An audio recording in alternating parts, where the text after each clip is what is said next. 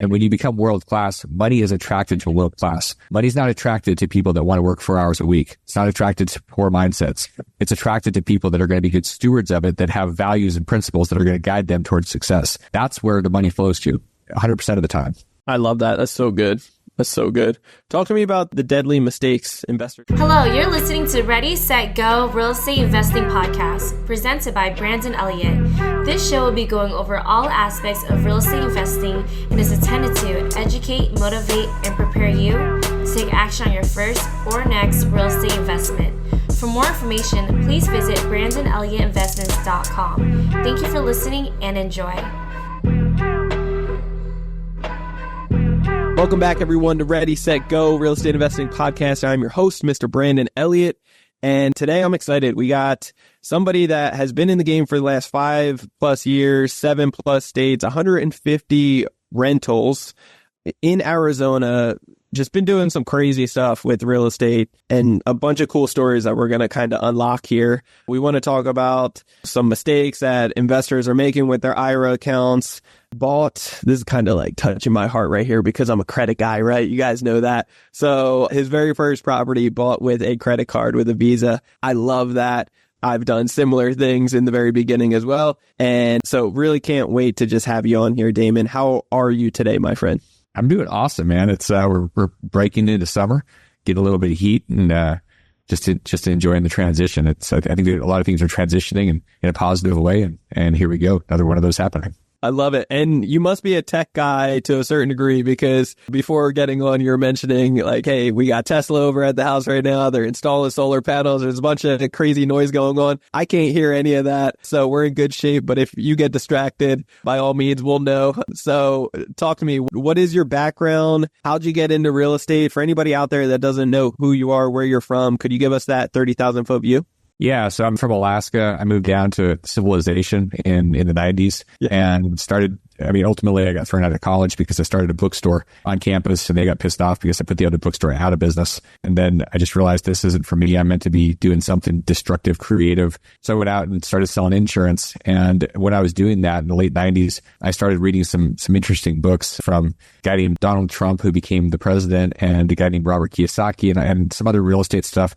And I said, you know what, this insurance stuff is there's not enough money here. So I got all wound up in my very early 20s. And a buddy of mine came over and said, hey, I got this deal and I'm interested. I want to do the deal. You want to be my partner? And I said, what do you want me to do? And he said, well, you got to be the money. And I said, I don't have any money. I'm a broke insurance agent. He's like, yeah, well, it's only $6,000. So I said, all right, well, I can take a cash advance on my credit card, and did that at the very end, New Year's Eve, 1999, bought my first piece of property, took the cash advance out and went and took over a property. And then from there, went to a bunch of seminars, did what they told me to do, and replicated that over and over. And over the next 5 years, bought 150 houses, and then expanded, and I made millions of dollars, thought I was Superman. And in 2008, took it all away plus some, and went from 20 million to negative 5 million in 12 months. So I had like this whole cycle of being poor to being rich to being poor again and homeless. And so a lot of learning there, and really a lot of gratitude for that experience. Wasn't fun in the middle of it, not fun living in your car, but it was important to go through. And it taught me that no matter what the failures are, they're not going to eat you and they're not going to kill you. Almost always. Like when I was in Alaska, Brandon, I remember I took out the trash in the Arctic Circle, and if I made a mistake and didn't notice a polar bear out there, they would literally eat me. So there are times where failures can potentially eat you, but real estate is not one of them. I love that. That's so true, man. So many people live in fear too. And I always like to look at it like, well, what's the worst case that could actually happen to you? You know, like, yeah, you lose all your money. Okay. Well, money comes and goes, right? And you're a living example of that. So it doesn't make or break the character of who you are. Obviously, it doesn't feel good to be in a bad, negative position, right? Especially from where you make it up. Obviously, you always want to be on that side again, of course. But I've been in the car homeless for a couple of days. Luckily, I had some good friends that ended up pulling me in once they heard of the story. But yeah, man, I think it's all part of like how you made it successful and all the endeavors that you're doing now. It's pretty damn impressive, man. I love it. I think this goes to the thing that I didn't really understand in the beginning, and that is, if you fall in love with the outcome versus the process, you're in a lot of trouble, because the outcomes they're going to come and go. They're not going to be what you think they're going to be. They're going to change. And what I've found is that when I when I fall in love with whatever I'm doing, whether it's real estate or building companies or even employee issues, whatever those things are, being in the process and being happy there, it's kind of like training for a marathon. If you think that it's all about just crossing the finish line, that's the only part of it, or an Ironman or whatever, climbing Mount Kilimanjaro, like all these things, and the money stuff is no different. You really have to find the joy in the process because that's where you're going to spend most of your life. And if it's just about the money, like unfortunately people say, well, when I have the money, then I'll be happy. And I shake my head and I'm like, you know what? It's not how it works. But usually people have to go through it before they realize it. And I wish I could explain that to everybody, but sometimes you have to touch the hot stove. Yeah, no, it's so true. I used to be one of those people saying like, once I get successful, then I'll start giving. I'll start being a good tither. I'll start blessing other people, right? And what I came to realize is that I'll actually become wealthy from having that good heart, from the start, and actually giving when I have little to none. And over time, it's been able to bless me in so many different ways, but it's pretty remarkable how many people have that same mindset that it's really like a poverty or a lack of playing defense type of mindset. So just like you said, you have to fall in love with the process versus the outcome, because the outcome, everybody sees people on social media, that overnight success, when really it took 20, 30, 15 years, something along the route to be able to get all the success today, right? That is a fact. There's no shortcut. One of my favorite books is The 4-Hour Workweek that Tim Ferriss wrote years ago. And it's funny because the reality is there is no 4-hour way to wealth or prosperity. Like there's a lot more involved. And the funny part is if you're working 4 hours and somebody else uses your same hacks and they're working 8 hours, they're probably going to demolish you. So like there are certain realities around doing the work. And it's funny because nowadays it seems like work is a 4-letter word where people go, oh, I don't want to do the work. I just want the hack. It's like there is no hack for being healthy. Like you have to move and you have to decide what you're going to put in your mouth. And ultimately, these are these choices and then they're rhythms and behaviors and it's based on values and how you see yourself. So like to your point about abundance or scarcity, if you see yourself as a charitable giving person, you're going to do that no matter where you're at. You could have $10 to your name and somebody's going to be in need and you're going to share because there's more than enough. And that there's this idea that once you have the money, you'll give it. The reality is you make $1 million and you haven't been charitable, you're not going to go write somebody a check for $100,000. You just won't. It's not who you are. And that's the shift that people like. You have to be that.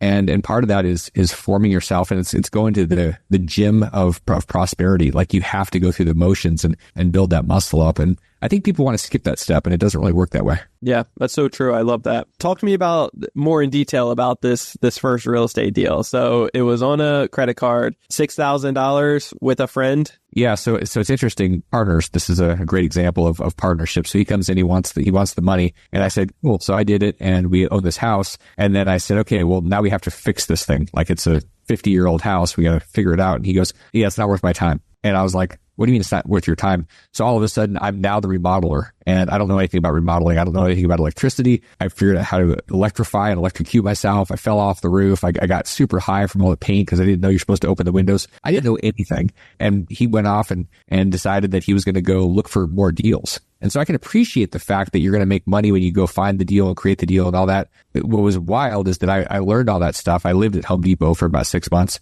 and that led into all these other houses. Meanwhile, he never really wanted to do the work. And so ultimately, I remember meeting him about 10 years later, and he was driving a cab, and he actually was homeless. He was sleeping in a tree in a hammock. And I saw, and this is one of the big, you want to hack? It's called work ethic. You want to super jump everybody else? Yeah. Go grind. And that's, you want the cheat code?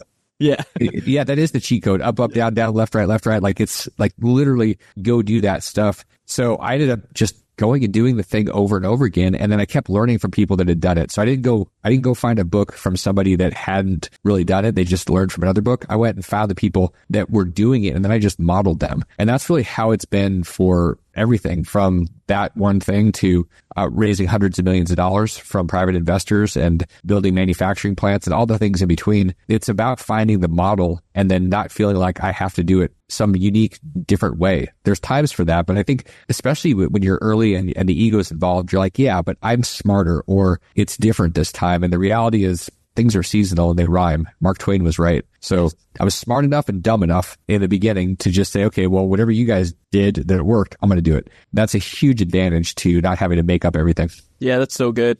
I was so stubborn when I first got started in real estate that I read all the books, all the podcasts. I even had some mentors guiding me, and I made an exception for almost everything that I knew not to make an exception for. And it bit me in the ass so many times that I was like, okay, it's solidified. I know it to be the fact now. I needed to touch the burner.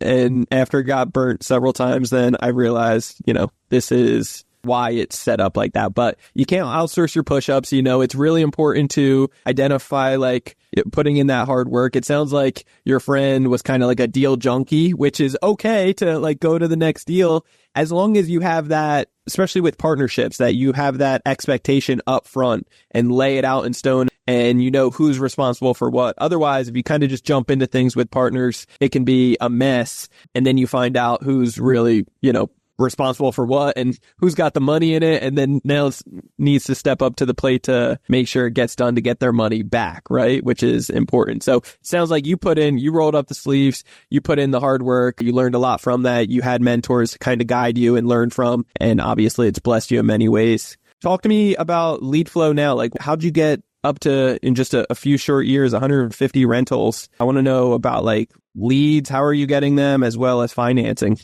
It's interesting because this was the early 2000s and it was just all about guerrilla marketing. Yeah. It was about doing things. And so if something's working, you can emulate it. Whenever I see people that are digital marketing and they're selling a course on how to do something, here's a hack. Stop buying what they're selling and go figure out what they're doing, selling you on the thing, and then emulate how they're selling you. Like the process, these digital marketers are brilliant. So back then I had vehicles that were wrapped. They were giant black vehicles that were wrapped with yellow letters all the way across them. You could see them literally from space. When I was skydiving, I could see my truck from a couple miles up. It was that big and bold, doing that stuff. And it was all the old school stuff. A lot of what's happening is everything's going digital. And so I was doing things that were very, very visceral. Like I was using door hangers. I was using, when the Yellow Pages was not digital, like I had stuff there. One of the things I find very useful for connecting with people is using physical stuff, because everything is digital and it's very noisy in the digital space. So it's sometimes really hard to get in front of the right people. But you know what? FedEx gets in front of people and they pay attention to it. And that's probably one of those hacks that people say, yeah, but that's a lot of work and it's a lot of money. And the return on using that medium is like exponentially better than almost everything that's out there, because you're the only one that's going to be doing it. So that's one of the questions. What can you do that is tried and true that other people aren't willing to do because they're too lazy? And quite frankly, I think most people, there's a guy that wrote a book, Lazy Man's Millions or something. And I remember seeing him at a seminar, and he said, I got this new book, and he told me about it. And I was like, I'm not inspired by your book. Yeah. Like I'm just going to outwork you and outthink you, and you're going to be trying to, and the cover of the book is somebody on the beach. Yeah. And I'm thinking, yeah, but that's, again, there's nothing inspirational about that. You look at people, whether it's Damion John or whoever's out there that's created something that we're impressed by, and they didn't do it by trying to not do the work. They went out there to do the work. So I think really it's important, and not just in your industry. So when you're asking, how are you getting leads, or how are you finding people that you're going to do business with? You may not necessarily want to just look at your bubble. Like going to a real estate conference is great if you're doing real estate. What's also great is going to a beer brewers convention and seeing what they're doing. And I'm no joke. Like you see stuff, and guess what? Nobody from your industry is going to be at that place. Yeah. So you're going to get ideas. And I always thought that was very interesting to go. Like I spend a lot of time with dentists, and I'm seeing what they're doing, and I'm trying to understand their marketing, because dentists are great at marketing. I mean, great practices are. And in my industry, in manufacturing and real estate, there's nobody doing the dental stuff. So I go, okay, cool. So I'm always leveraging off of other brain power that's not necessarily in my industry. I think that that's a useful tool, and you're usually by yourself, so you're not really competing with other people. I love that. It's a unique spin to things. Talk to me about financing these deals. So in the beginning, innovation is like necessity is the mother of all innovation. And the first house is on a credit card. And so one of the courses, in addition to guerrilla marketing, was creative financing. Yep. Like when you don't have money, you got to figure out how to be creative. Yep. Use your brain. And so I went out and I took over a lot of mortgages. I took over dozens and dozens of mortgages. And then I said, okay, that's cool. There's also a lot of deals that I can't take over. And so what am I going to do? That's when you learn how to syndicate. That's when you learn how to go in and convince people and sell people on a vision where their money is working better than they can make it work. And so that's what it turned into. And so most of those deals, I would say probably 80% of them involved investors. The beginning ones had to be me because nobody knew if I could do it. And when I started doing it and getting it done, then people said, okay, now I want to join in and be a part of this. So it was a combination. Very, very little was me going to a bank. I mean, quite frankly, going to a bank is a pain because banks, not only are they a pain in the ass, they don't understand the model and they're highly regulated. So you've got to be smarter and it's also super slow. So unless you're doing an apartment, like we're doing the manufacturing plant that we're building called FrameTech, it's all private. So far, it has not been, we haven't used a bank for anything because banks don't like things that are not risk-free. Banks love risk-free. They'll give you all the money in the world. But if you're going to do something, like, we've raised over $100 million for this one project in cash. That's from individuals. And that's because we know how to talk to them. We know how to sell the vision and we know how to execute on this thing. So I think that's one of those skill sets that you're really, really good at. That's what I got good at because I didn't have another option. Like if the bank's saying no, you got to figure out who's going to say yes. And that may be a seller, it may be a private party. But the reality is there's so much money out there. Everybody's heard this. There's so much money out there. How do I get it? Well, you become world class. My friend Steve Siebold has books about this, becoming world class. And when you become world class, money is attracted to world class. Money's not attracted to people that want to work 4 hours a week. It's not attracted to poor mindsets.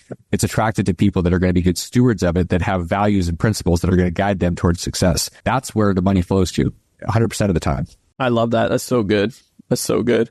Talk to me about the deadly mistakes investors make while utilizing their IRA account to invest in REI. There's a lot of people that get pitched by IRA companies. They have rollover money from 401ks and they go, oh, cool, I can use my retirement money and do other things. Like I can self-direct it. And what they don't realize is that when you're using an IRA, one, you've got a custodian that's going to get in your way. And what people were doing a lot in the past is they were taking their IRA money and they were doing these self-directed IRAs with LLCs, which are illegal. The U.S. court system they can't do it. If you do it, they can disqualify the IRA. So that's a huge problem that people are still doing. And a lot of IRA companies are ignoring this. And the other one that's really brutal, when people are using their IRA money for real estate, one of the things we love about real estate is there's debt. We get to use all this debt. If you use debt, if there's debt involved and your IRA is putting up equity money, you get something called UBIT triggered. It's unrelated business income tax. And it's triggered by this thing called UDFI. Governments love acronyms. So the UDFI is unrelated debt financed income. Basically, the IRS says you're cheating. You're using leverage, which is what we love about real estate. You're using leverage. And so we're going to give you a special tax that could be up to 37% on your leveraged profits. So one of the things I love, like I bought that house, $6,000 in cash advance. And then I took over a mortgage of probably $110,000. So, I had this thing, what is that, like 94%, 95% leveraged? Yeah. If I did that, and I ultimately sold that house that number of years later, I think I sold it for like $160,000. So if I had used IRA money, $6,000 from an IRA, that would have been a huge problem because I would have had to write a check for somewhere in the neighborhood of about $25,000 to $30,000 from this special tax. Now, the cool thing is if you use like what I created a decade ago is the EQRP, which is a type of a 401k, that you can convert an IRA into it. And when you buy real estate using that retirement account, there's no UBIT. It's like night and day. Like you're doing the same deal, the same house, the same apartment. And instead of paying the tax, you pay no tax. So it's just having better information. And the reality is if you're being marketed to by big companies, they're not going to tell you all the information. They're going to tell you what serves them and makes them a lot of money. So this is like watching this, listening to this conversation, you're going to have information that the vast majority of people that are using IRAs have no idea about. And it's a game changer. It literally could hack off 5 or 10 years of you working because you got to keep all that extra money you're not paying in taxes. And it's just because you did something differently. And that's just a specialized knowledge, as Napoleon Hill used to say in his books.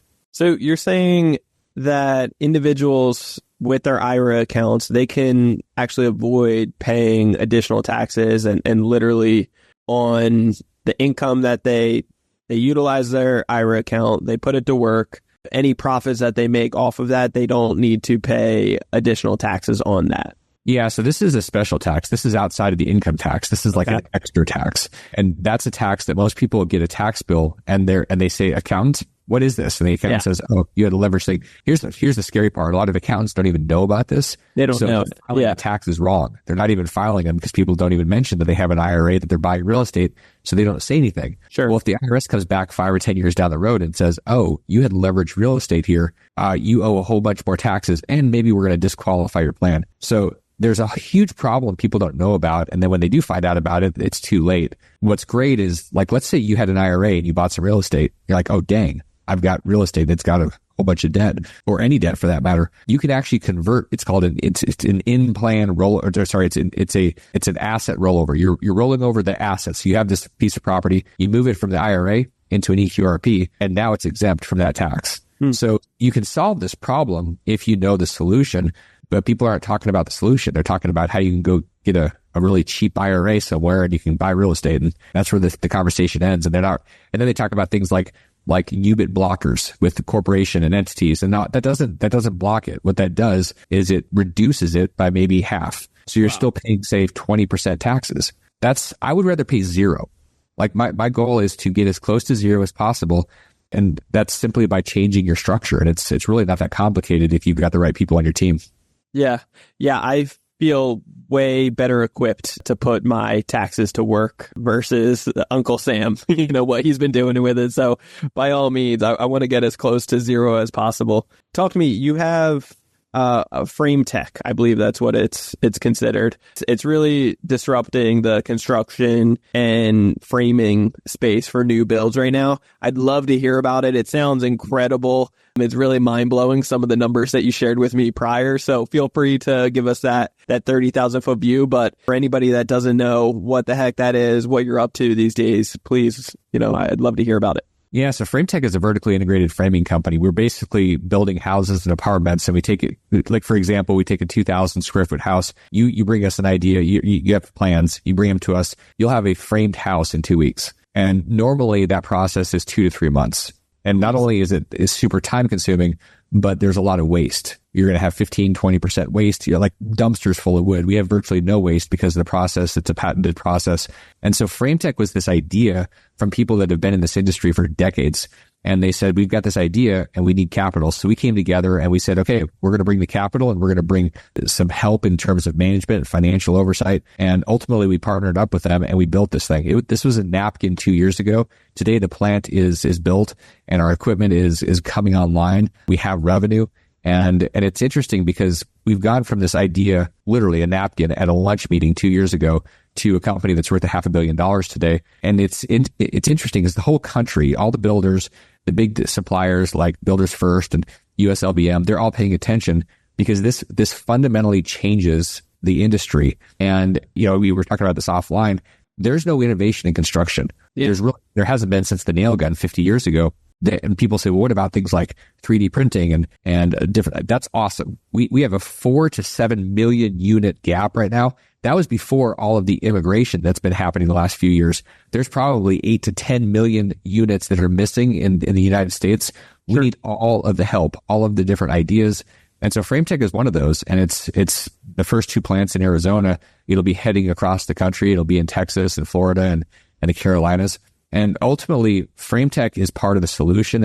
And that's the key, Brandon. It's really whatever you're going to be doing, find solutions. Don't try to go make money. Find big problems and create big solutions. Money becomes this really interesting side effect.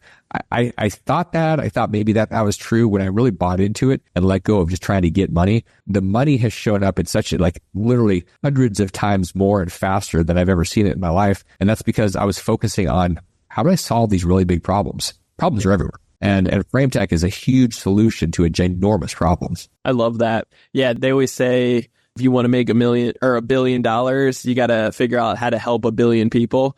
Obviously, this solution right here is definitely well on its way. A question, is this something almost like a Lego type of construction? Is it more pieces? So we're taking wood and we bring it into a system, and it's called a finger joining process. So we take all these boards and we create one infinite board. And this is the patented technology that all these machines are used. There's a lot of robotics involved. And then ultimately we take all these components, and when you come to the plant, anybody that wants to come see it and interested maybe looking at it or investing or seeing the future of framing, you'll notice that a ton of people have been taken out of the process. So this company, each plant has a couple hundred people there, but what we've done is we've taken out all of this really painful process of swinging a hammer and smashing plates onto trusses, and it's being done with compression and robotics and very, very tight tolerances. So you have a higher quality product that's done in manufacturing place. And ultimately what we do is we're building the floors, the walls, and the trusses in the plant. We put them on our trucks. Our team takes them out to a site and then puts these walls, trusses, and floors together. And so when we're on site, we take all of our pieces. This is your custom house. This is not a manufactured prefab. This is literally the house that you designed. And you have a framed house, and it takes us 2 days to assemble it on site.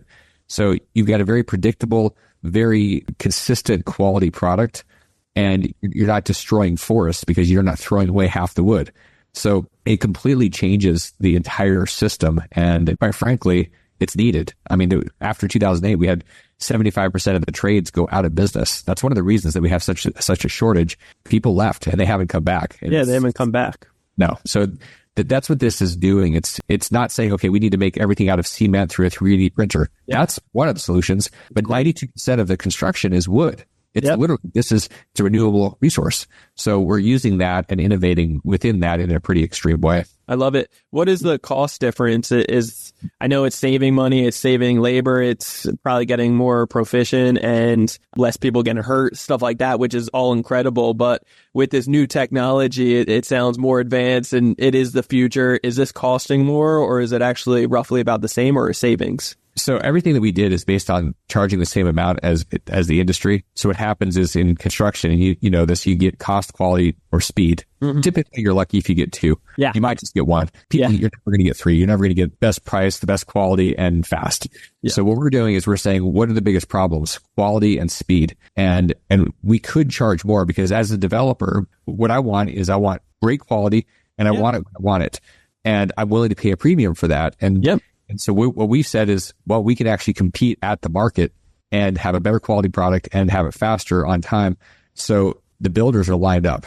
And if we wanted to, we could charge more, and they would say yes, because time is money. In construction, like, you can't afford extra months. And when we can pull off months on an apartment, 100-unit apartment complex, it takes 10 months to frame. It takes us 2. So this fundamentally changes somebody's entire pro forma when they can squeeze that type of time and get it back, and they don't have to go and deal with all of the framers. And do you know an average house has about 1 wall worth of wood stolen from it on a job site? Like, this is the stuff that's being eliminated. So you think about all the waste and all the lost money, and we've solved that problem in a massive way. Yeah, that's incredible. I love that. Man, Damion, this is really good. Talk to me. Where is the future for you guys? It sounds like you got amazing, incredible things going on. And, how can people get a hold of you?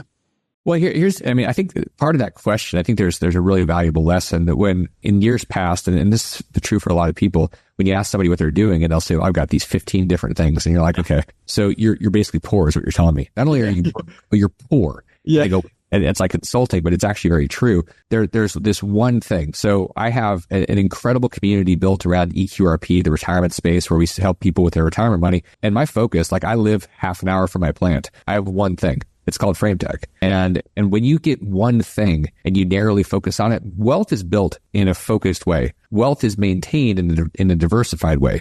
But people tend to get that backwards. They go, oh, well, I'm going to diversify my way to wealth. No, you're not. You're going to diversify your way into maintained poverty. And so FrameTech is where it's at, what I live and breathe. My job is to be like my COO, Josh Lewis, and bleed sawdust, at some point. But really, that's where I'm hanging out. That's where I'm spending my time.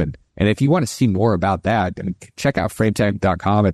That's where we're at. It's tec.com. And you'll find me talking about it on LinkedIn. And I think it's not only is it interesting for people that are curious about what's happening in construction and potentially an incredible investment, but it's also a great way to say, okay, I'm going to use this as a bar to compare every other investment to this thing. Because the way that I look at investing, there are certain criteria and rules, everything that has to be in a deal for me to be interested. This thing has all of that. So if you look at this and you go, okay, my next deal that I'm looking at, or that I'm going to pitch, or that I'm going to create, it needs to be, has to have all these things. You're going to have the money flowing to you when you have all the criteria met the way that FrameTech does, because that's what people are looking for. And this really is a great bar. It's a great way to measure everything else compared to it. Man, I love it. Yeah, I'm definitely interested myself. That sounds incredible. I love being a part of things that are really just changing the game, disrupting, and is the future. So it sounds incredible. I highly recommend all of our listeners to reach out to Damion and to check out everything that he's got going on. It's very impressive, to say the least. And I mean, worth $500 million right now, something that was on a napkin just 2 years ago. Just super incredible, man. Obviously, you're definitely an action taker. You put in the hard work, you roll up the sleeves, you get dirty to make it happen. So just like you said, the person that chases multiple rabbits, catches none, focusing and laser beam focus is really what will take you to the next level. So obviously you demonstrate that on a daily basis. So I appreciate your time greatly, my friend. You gave an hour of your time with us today. At anything that we could do or myself could do to give back to you. I think the best thing that people can do is step up, choose your rabbit, go hunt the rabbit, wear the rabbit out, and then get the rabbit. Yeah. And we need more people doing that. We need people that are focused, they're decisive, they're committed, they're resilient, and it'll help shift this weird space where society's kind of going the opposite direction, where people are feeling more entitled and more victim-like, and they're focused on the wrong things. And I think that there's a huge value in leading by example, by the work that you're doing, by the time that you spend. And instead of telling people, like, that's one of the things that I think is crazy with social media. A lot of influencers are talking, blah, blah, blah, yapping, and it's all noise. What I'm interested in are the people that are doing it and showing. Like when you look at LinkedIn and you see all the stuff that's going on with FrameTech, you see what we're doing. You see what we're building. It's coming to life. It's not about us telling a story about something that we might do someday. This is what's happening today. This is what's real. And we need people just going out there and building things and inspiring people. And I mean, that's what builds back America. Not a bunch of politicians yapping about something that some, old age idea. We need people out there doing it. And, the results speak everything. Amen, brother. I love that. Very cool.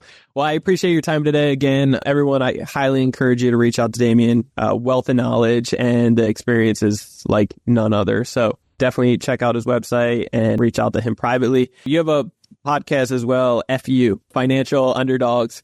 So excited to tune in and listen to that podcast as well. Guys, if you want to get a hold of me, you can always do so on Instagram. It's Brandon Elliott Investments. Otherwise, our new IG account for Credit Counsel Elite, go check it out. Go follow us there. And then if you really want to check out like what we got going on behind the scenes for Credit Counsel Elite, we're teaching business owners just like you how to get massive amounts of funding. I'm talking $2, $3, $4, or even $500,000 in new capital in the form of credit, getting 0% interest credit that you can pay back over 18 months and so forth. So if you're looking to get several $100,000 in the next 30 to 90 days, check out Credit Counsel Elite today. You can watch a quick 10-minute video that gives more clarification. And then after, you can jump on a quick call with us to get a second opinion. So we will see you on the next podcast episode next week. Make sure if you have not already, hit that subscribe button to Ready, Set, Go Real Estate Investing Podcast. You'll get that new notification every Monday, and then leave that 5-star review. Greatly appreciate all the love, all the support. You guys are amazing.